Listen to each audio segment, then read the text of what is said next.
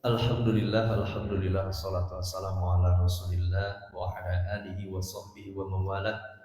Asyhadu an la ilaha illallah wahdahu la syarika lah wa asyhadu anna Muhammadan abduhu wa rasuluhu alladzi la nabiyya ba'da, amma ba'd. Rabbi shrah li sadri wa yassir li amri wahlul 'uqdatam min lisani yafqahu qawli. Allahumma arinal haqqa haqqan warzuqna ittiba'ah wa arinal batila batila warzuqna ijtinabah. Baik hadirin Bapak Ibu semua dimuliakan Allah, berbahagia sekali di malam kali ini kita melanjutkan kajian tafsir Al-Quran. Di pertemuan sebelumnya kita sudah bahas tafsir surat Al-Balad, ini terakhir ditutup oleh Ustadz Fahri. Di malam kali ini kita akan membaca bersama-sama hadirin tafsir surat Al-Fajr. Kita di malam kali ini hanya ayat 1 sampai 14 saja, karena tafsir surat Al-Fajr ini cukup panjang dibandingkan surat-surat sebelumnya. Jadi di malam kali ini kita hanya akan membahas sampai ayat ke-14 saja. Sisanya insya Allah nanti di pertemuan yang akan datang. Baik, seperti biasa kita baca terlebih dahulu bersama-sama. Saya terlebih dahulu membaca tilawahnya, kemudian Bapak Ibu semua boleh ikuti bacaan saya. A'udzu billahi minasy syaithanir rajim. Silakan. A'udzu billahi minasy syaithanir rajim. Bismillahirrahmanirrahim.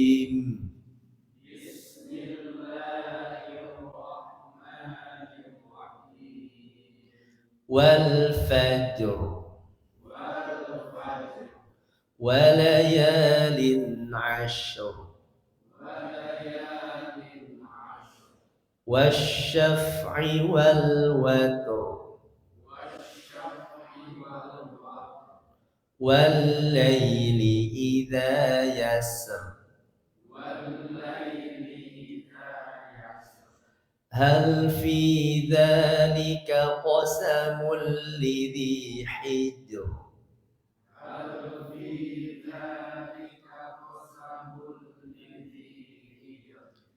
ألم تر كيف فعل ربك بعاد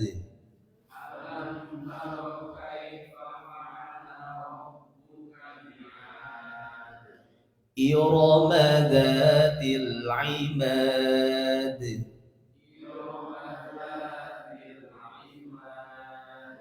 التي لم يخلق مثلها في البلاد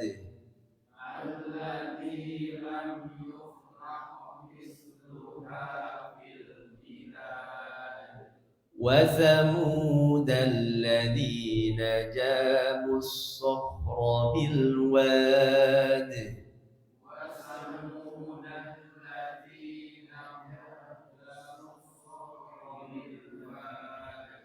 وفرعون ذي الأوتاد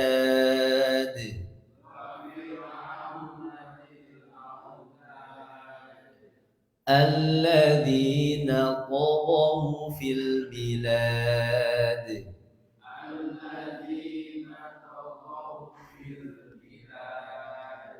فأكثروا فيها الفساد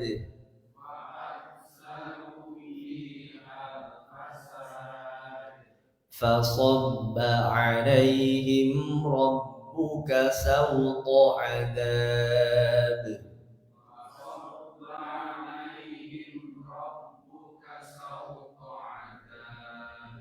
إن ربك لبالمرصاد.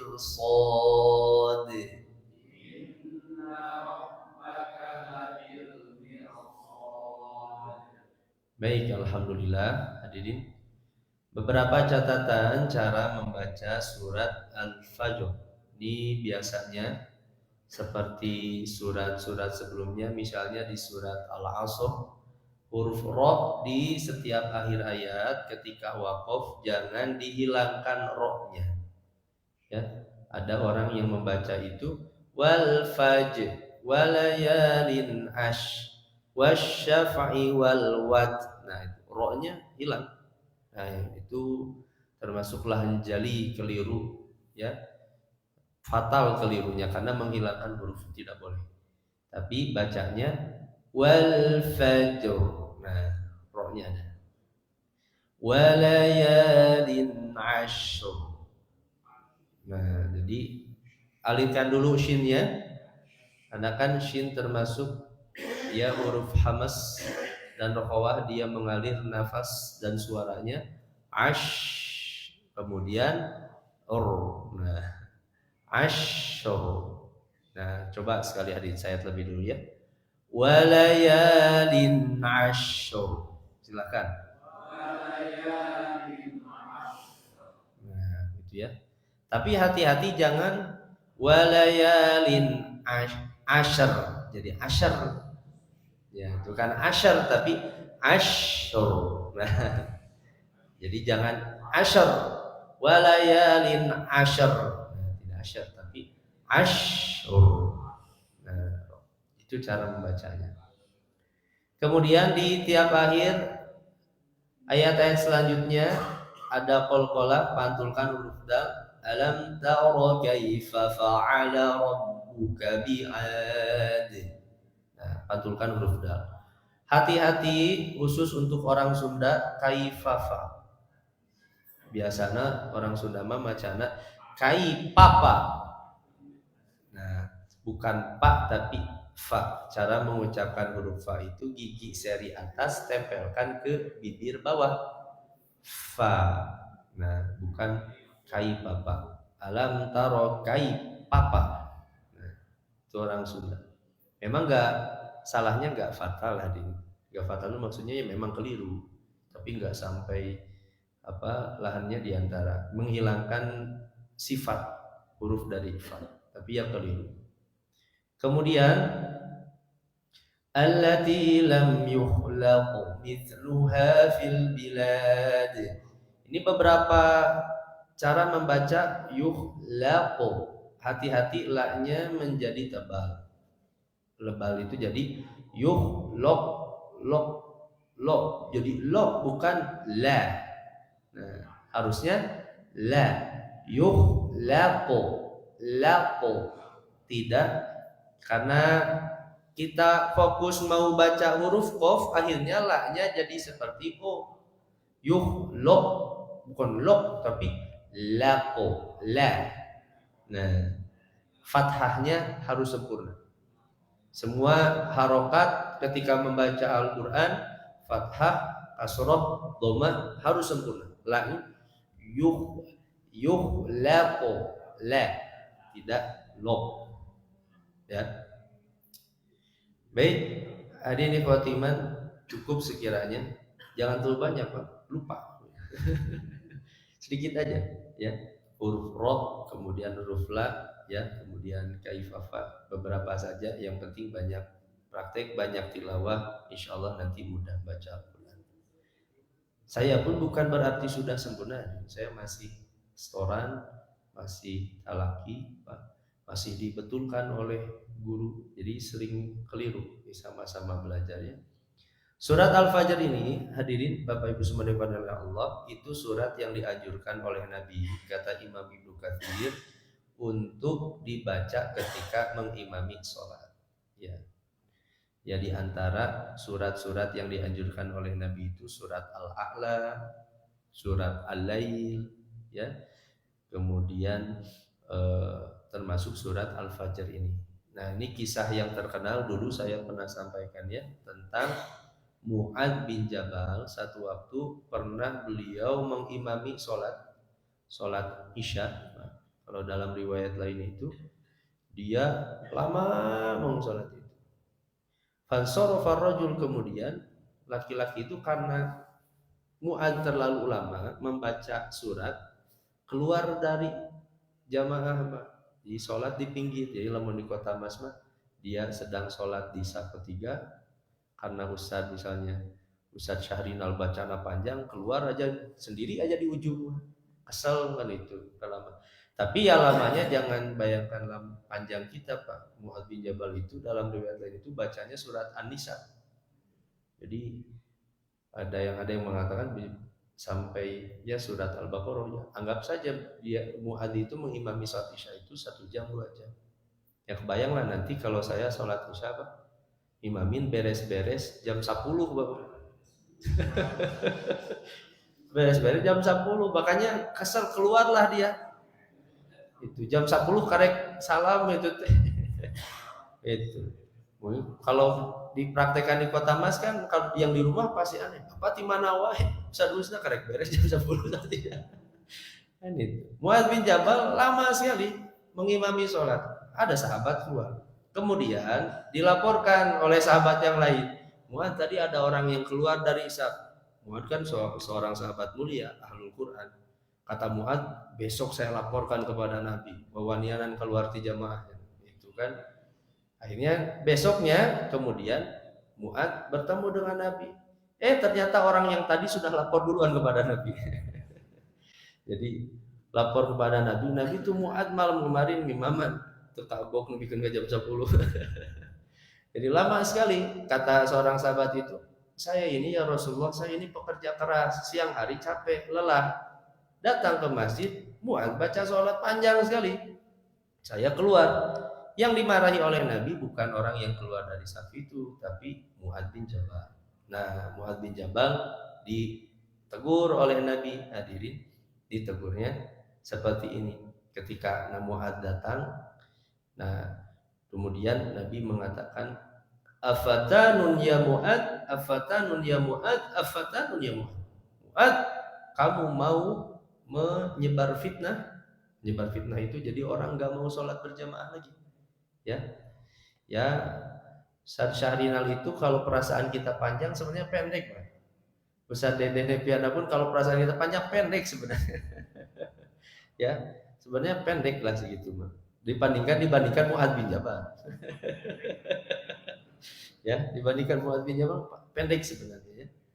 Nah, kemudian Mu'adz dianjurkan ketika itu, kenapa engkau tidak membaca Sabihisma rabbikal a'la, al-lail, termasuk al-fajr. Ya, al-fajr itu. Tapi dah bagi kita mah al-fajr Pak panjang, Pak. Kan sehalaman setengah. Ya. Itu. Jadi bagi Nabi mah pendek al-fajr itu. Kalau imam baca 1 halaman setengah pun sebenarnya pendek. Ya saya cari nanti saya ukur-ukur itu paling panjang ya 1 halaman kalau imamin itu. Kadang setengah, kalau Ustaz Fahri setengah halaman. Nah itu cukup sekali seperti yang lain. Nah ini surat yang dianjurkan oleh Nabi untuk dibaca ketika mengimami. Hadirin ikhwati iman. Ayat yang pertama Allah bersumpah dengan waktu subuh. Ya. Dulu saya sampaikan kalau Allah bersumpah dengan sesuatu, hadirin itu pasti mengandung hal yang penting sekali. Pertama, Allah bersumpah dengan waktu subuh, menunjukkan kita harus memperhatikan waktu subuh. Dan memang kalau kita perhatikan dalam Al-Quran, hampir setiap waktu Allah menjadikan sumpah. Dengan subuh wal fajar, waktu duha wad duha, waktu siang wan nahar, waktu sore wal asr. Asr itu waktu sore, waktu asar. Ya. Kemudian waktu malam wal lail. Setiap malam itu Allah jadikan sumpah, menunjukkan waktu itu harus benar-benar kita perhatikan hadirin, karena modal kita itu kan waktu sebenarnya. Modal hidup kita itu umur, ya. Modal hidup kita itu ya kesempatan hidup. Semua waktu itu manfaatkan dengan baik, jangan sampai tidak ada amal solih yang kita lewati. Nah, termasuk ketika waktu subuh. Waktu subuh itu waktu yang mulia sekali. Nah, makanya jelas kata para ulama yang dimaksud dengan fajar di sini ya waktu subuh. Waktu subuh. Bahkan satu-satunya nama sholat yang disebutkan di dalam Al-Quran itu adalah surat waktu subuh wal fajr. Karena kalau wal asr itu para ulama beda pendapat. Jadi 2 waktu yang disebutkan secara langsung itu asar dan subuh. Gak ada zuhur disebutkan. Zuhur kemudian maghrib, isya, itu nggak ada sebutannya secara langsung. Yang sebutannya secara langsung itu cuma dua. Pertama waktu subuh, kedua waktu asar. Nah, waktu subuh itu ini termasuk di surat Al-Isra ayat ke-78. Kenapa waktu subuh itu istimewa? Karena kata Allah sendiri, Aqimis salata lidulukish syamsi ila ghasaqil laili wa qur'anal fajr. Inna qur'anal fajri kana mashhuda. Sungguh bacaan salat subuh itu Qur'an al-fajr. Kana mashhuda, itu disaksikan oleh malaikat. Malaikat malam pulang bertugas, ketika subuh itu malaikat siang datang bertugas. Jadi ketika subuh dua malaikat langsung menyaksikan kita.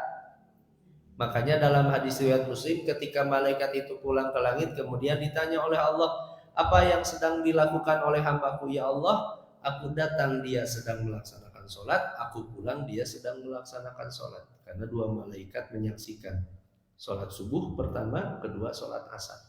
Dua waktu itu yang jangan sampai terlewatkan, terkhusus untuk sholat berjamaah di masjid. Subuh tunduh karena baru bangun tidur, siang sama dikasih bangun tidur siang kan biasanya. Itu berat, makanya dua waktu itu harus banyak diperhatikan, jangan ditinggalkan. Pahalanya besar sekali.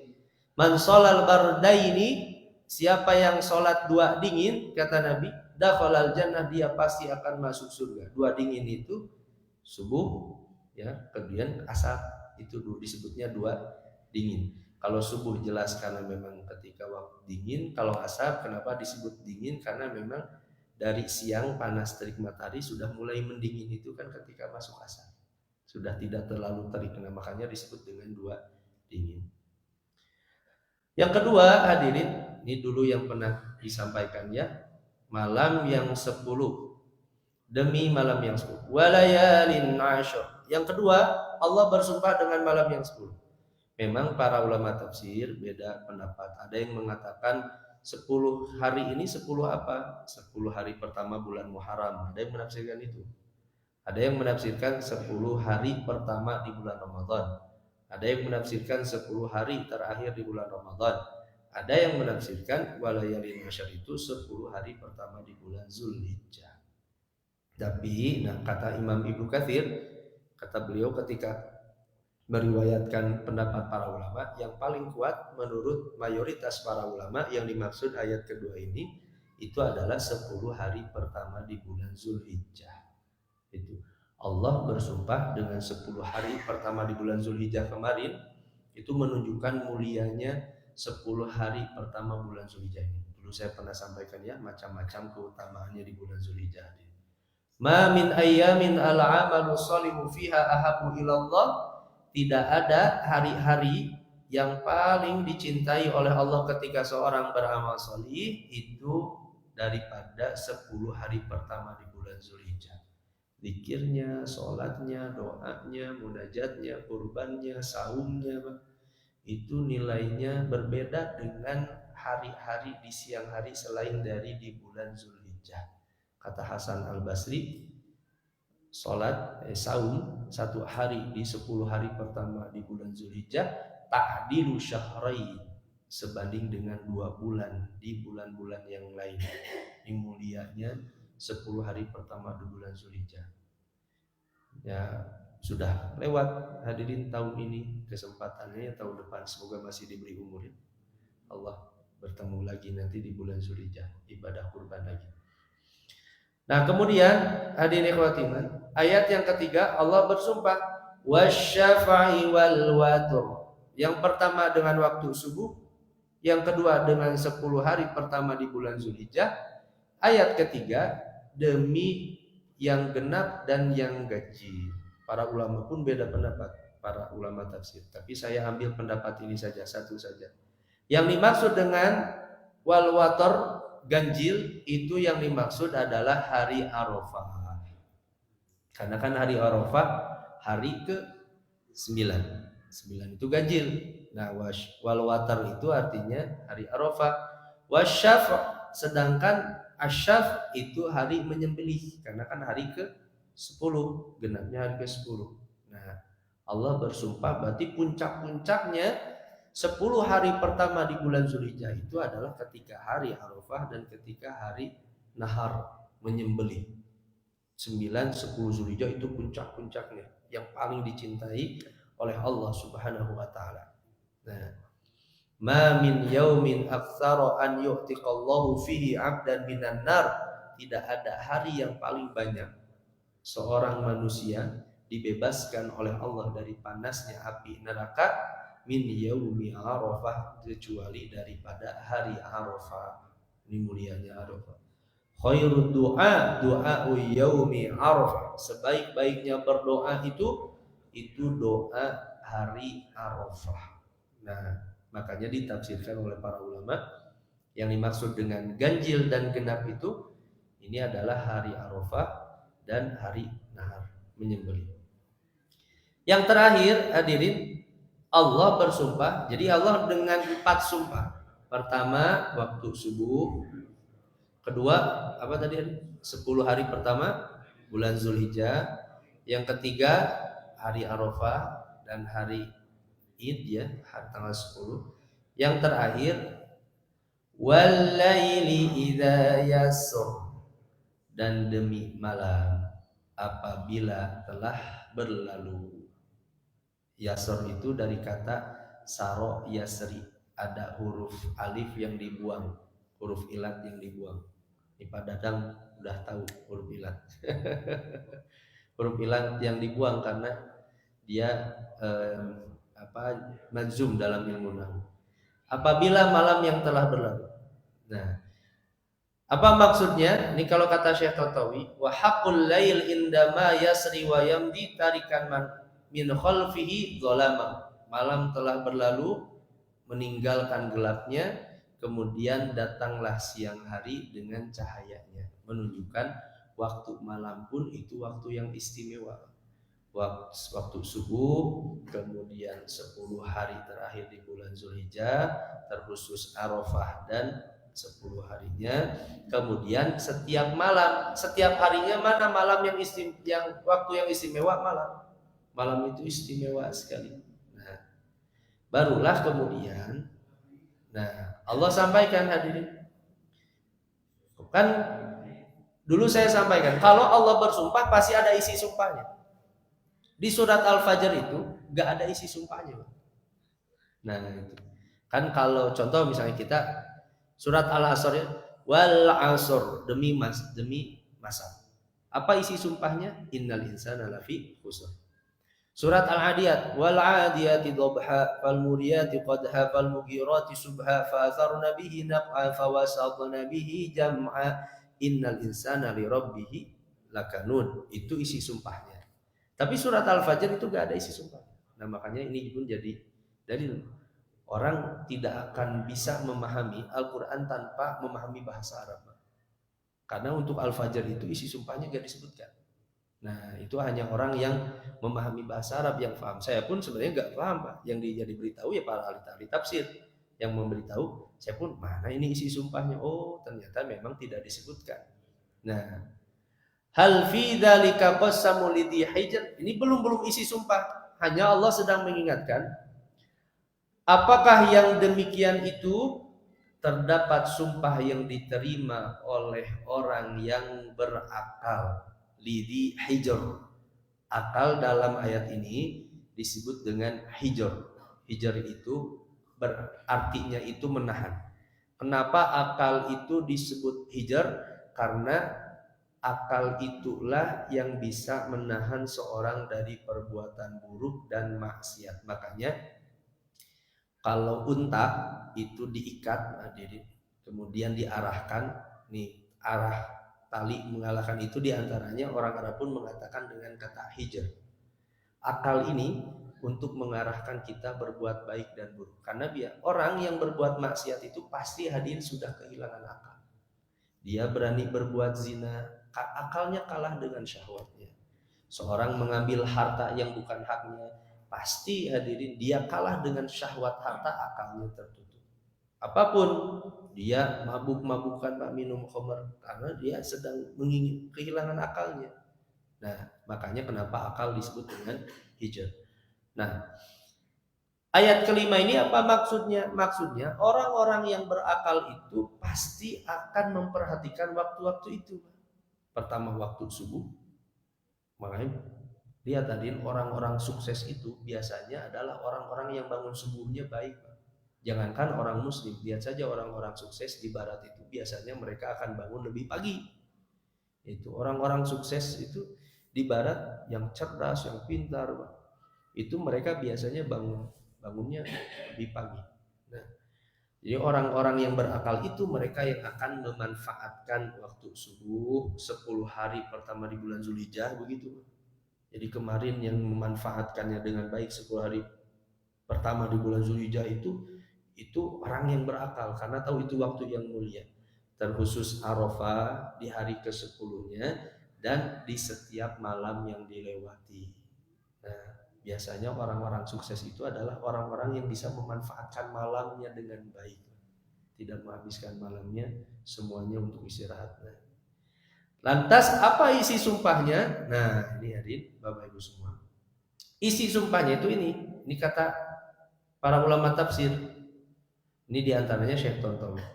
Syekh Tontowi mengatakan at-takdir wa haqqa hadhil makhluqat, seperti halnya makhluk-makhluk ini dijadikan sumpah oleh Allah demi waktu subuh, demi waktu 10 hari pertama bulan Zulhijjah, demi hari Arafah wa syaf'i wal watr, demi harinya yang ke-10, termasuk demi setiap malam. Apa isi sumpahnya? La tu'adzabunna ayyuhal kafiruna kama udzibal ladzina man qablakum. Ayat ini kan surat Al-Fajr itu hadirin, ini surat Makkiyah, Pak. Turun ketika orang-orang kafir Quraisy menentang kepada Nabi, menyiksa hadirin, menyiksa para sahabat, tentangan kalau semakin keras. Turunlah surat Al-Fajr. Allah bersumpah dengan waktu-waktu itu. Kenapa orang-orang kafir itu tidak memperhatikan waktu yang berjalan setiap hari? Mereka tidak beriman kepada Allah. Allah turunkan Al-Quran, utus Nabi Muhammad untuk mengajak mereka beriman yang telah menciptakan malam subuh 10 hari pertama bulan Zulhijjah yang mulia, Allah yang telah ini. Nah, isi sumpahnya apa? La tu'adzabuna, kelak kalian wahai orang-orang kafir akan disiksa seperti orang-orang yang sebelum kalian disiksa. Itu isi sumpahnya. Jadi isi sumpahnya Allah, kalau misalnya orang-orang kafir tetap dalam kekufurannya, Allah sampai bersumpah mereka akan disiksa oleh Allah. Jadi ini ancaman yang sangat keras sebenarnya hadirin. Kalau ada orang hadirin, dia marah sampai bersumpah demi Allah, itu pas sudah puncak-puncaknya, Pak. Nah, Allah bersumpah kalau orang kafir Quraisy itu tetap tidak mau beriman kepada Allah, pasti akan disiksa oleh Allah. Makanya ayat selanjutnya Allah menceritakan tentang kaum Ad, kaum Tsamud, terus Fir'aun. Mereka ini orang-orang yang hebat hadirin. Kaum Ad, kaum Tsamud itu kan orang-orang kuat. Mereka membuat rumah itu. Gunung-gunung mereka pahat, mereka buat lubang buat. Dan peninggalannya kan sampai sekarang ada. Peninggalan kaum Tsamud. Di Al-Ula ke sana itu ada peninggalan, bahkan peninggalan kaum Ad dan Tsamud itu hari ini dilindungi oleh UNESCO karena jadi peninggalan sejarah umat manusia membuat bangunan istana-istana yang mereka memahat gunung-gunung, kan itu luar biasa, Pak. Kalau itu kan ribuan tahun yang lalu. Hari ini kalau orang ingin membuat seperti itu, kira-kira alat apa yang dibutuhkan untuk membuat presisinya rapi hadirin? Kan itu butuh ilmu hadirin. Coba kalau tukang biasa, rumah bangun biasa, disuruh buat istana yang rapi, Pak, seperti itu gak akan mungkin bisa. Karena itu pasti ada ilmunya, ada ukurannya apa. Orang kaum Ad, kaum Tsamud itu orang-orangnya kuat, besar. Mereka punya keahlian seperti itu. Mereka tapi tidak mau beriman kepada Allah. Sudah diajak oleh Nabi Shalih hadirin, ya. Tidak mau beriman kepada para nabi yang diutus oleh Allah. Termasuk Fir'aun. Fir'aun saja yang kekayaannya luar biasa, tentaranya sangat banyak sekali. Bahkan Bapak Ibu semua yang kalau main ke Mathafut Tahrir, Mathafut Tahrir itu kan museum di daerah Tahrir, Mesir. Semua perabotan Firaun itu ada di sana. Bahkan kereta kudanya pun terbuat dari emas. Piringnya, sendoknya, wah perabotannya terbuat dari emas. Kayaknya Firaun ketika itu. Firaun saja yang luar biasa bahkan bisa membuat piramid yang sampai hari ini menjadi 7 keajaiban dunia. Hari ini Bapak Ibu semua dengan kecanggihan teknologi hari ini dan ribuan tahun yang lalu, kan itu pun ribuan tahun yang lalu sebelum Nabi Muhammad SAW lahir, di mana Firaun ketika itu bisa membuat bangunan yang sangat tinggi dibentuk oleh batu-batu besar yang satu batunya saja bisa 1 sampai 20 ton. Itu naik ke atas tingginya 120 meter lebih. Kira-kira batu yang sebesar 20 ton bisa diangkat ke 120 meter atas pakai alat apa Pak Guru? Nah, itu kekuatan dan kehebatan orang-orang dahulu. Makanya ada yang mengatakan bisa jadi orang-orang dahulu itu sebenarnya lebih hebat daripada masa kita. Hanya mereka musnah saja sehingga kita tidak tahu. Hadirin, itu hanya ya sejarah itu berulang saja. Terkadang ya ilmu itu sebenarnya bukan semakin tahu, ya itu saja sebenarnya. Nah, kaum Ad, kaum Samud termasuk Fir'aun saja yang hebat itu dibinasakan oleh Allah, apalagi orang-orang kafir Quraisy kan gitu kan. Orang-orang kafir Quraisy yang menentang Nabi Muhammad punya apa dibandingkan kaum Ad, kaum Samud? Mereka gak punya apa-apa. Mereka dibandingkan dengan Fir'aun yang punya kerajaan, kekuasaan, tentara yang lebih banyak daripada orang-orang Quraisy yang itu. Mereka disiksa, habis dibinasa. Makanya diberikan sumpah. Ini orang-orang kafir Quraisy yang gak punya apa-apa berani-beraninya menentang kepada Nabi Muhammad. Gitu. Itu bahasa sederhananya surat Al-Fajr itu mengancam kepada orang-orang kafir Quraisy. Nah, makanya di ayat ke-6 sampai ke-8 ini berbicara tentang kaum Ad. Alam tara kaifa fa'ala rabbuka bi'ad. Tidakkah engkau Muhammad memperhatikan bagaimana Tuhanmu berbuat terhadap kaum Ad? Ya. Ad itu nama bapaknya. Keturunan-keturunannya disebut dengan kaum Ad karena ikut kepada bapaknya.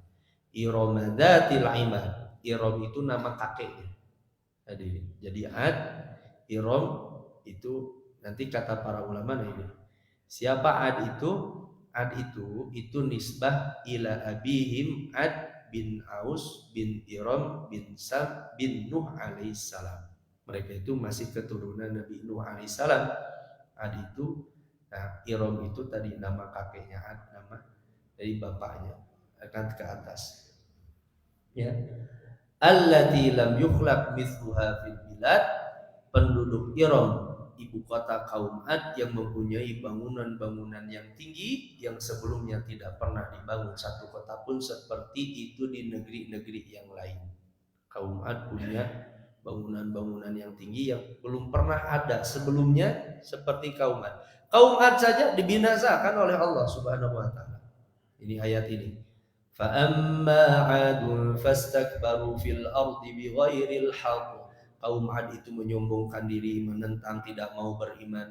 Kemudian bahkan mereka mengatakan man asyaddu minna quwwah.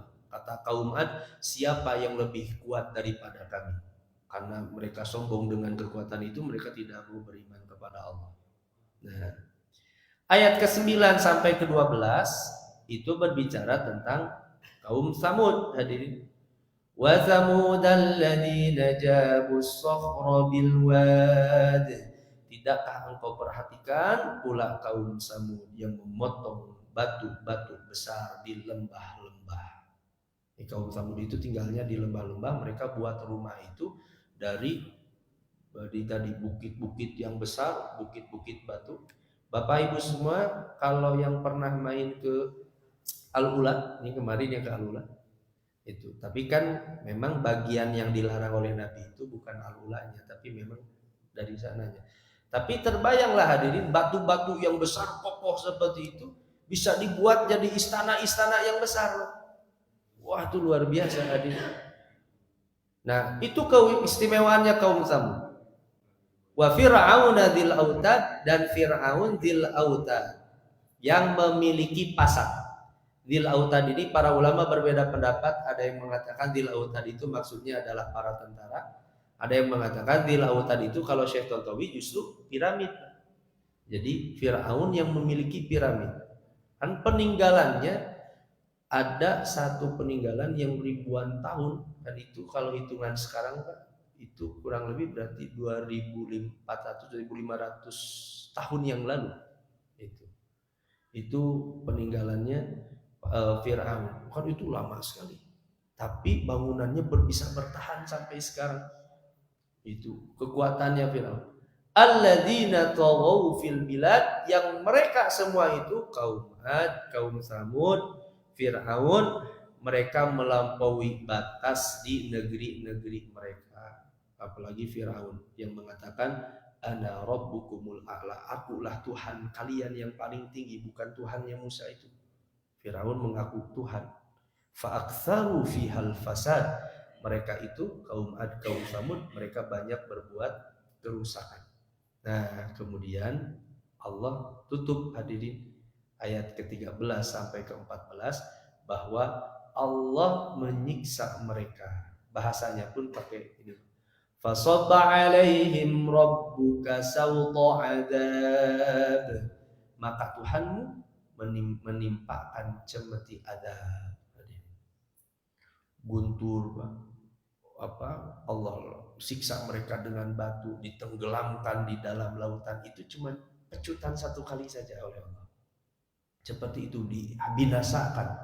Ya, ribuan manusia yang kufur kepada Allah mudah sekali bagi Allah dibinasakan satu pecutan saja, kata Allah. Fasabba 'alaihim rabbuka sawta 'adzab. Sawta itu kan dalam bahasa Arab itu alatun tuttakhadhu minal juludil qawiyah, satu alat yang dibuat dari kulit yang kuat.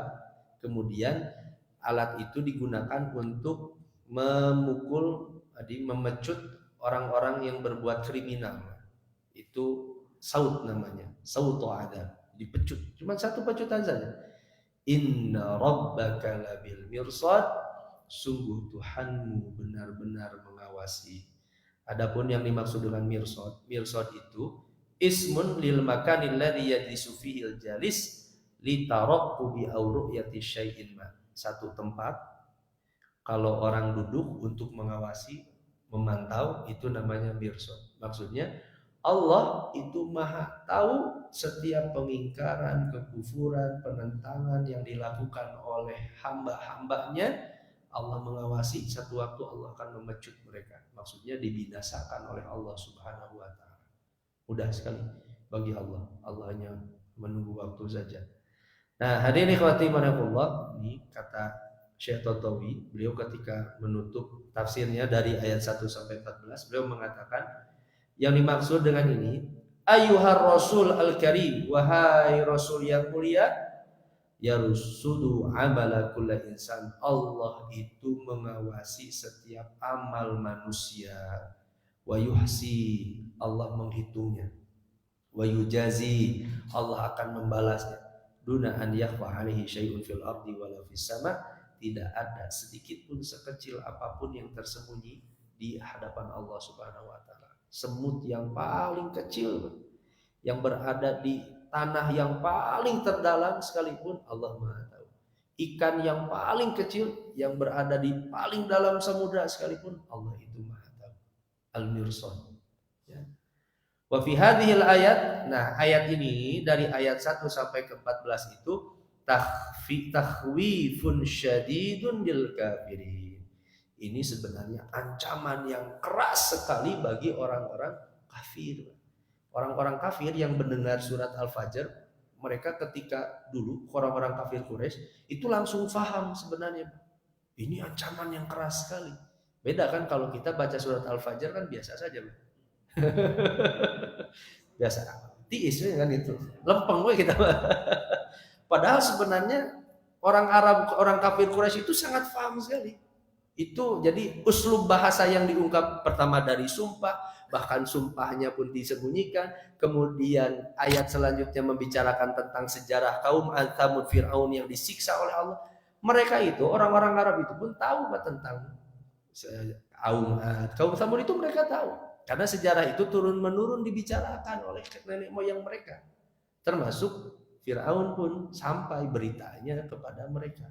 Makanya ketika Nabi menyampaikan tentang kisah Fir'aun itu sebenarnya bagi orang-orang Arab itu gak aneh, meskipun mereka mungkin belum pernah ke Mesir. Dari Mekah itu mereka belum, tapi berita itu sampai kepada mereka tentang dulu yang dibinasakan siapa saja, kaum Ad, kaum Tsamud, ya. Itu makanya kaum Arab pun dalam jadi itu ada kaum Arab yang disebut dengan Aribah dan ada kaum Arab yang disebut dengan Musta'ribah. Kaum Arab itu ada kaum Arab yang sudah dibinasakan dan itu tidak ada lagi. Maksudnya tidak ada lagi keturunannya. Orang Arab itu tahu. Ada orang-orang Arab yang turun-menurun, keturunannya masih ada. Itu. Ya seperti ya keturunannya dari Nabi SAW itu kan memang keturunan Arab asli yang turun-menurun. Nah begitu. Wallahu a'lam bishawab. Hanya itu mungkin hadirin Bapak Ibu semua, ayat 1 sampai ke 14 ancaman bagi orang-orang kafir Quraisy yang tidak mau beriman kepada Allah Subhanahu wa taala. Semoga bermanfaat hadirin, jadi keberkahan untuk keimanan kita semua. Subhanakallahumma bihamdika asyhadu an la ilaha illa anta astaghfiruka wa atubu ilaik. Aqulu qouli hadza wa astaghfirullah li wa lakum. Assalamualaikum warahmatullahi wabarakatuh.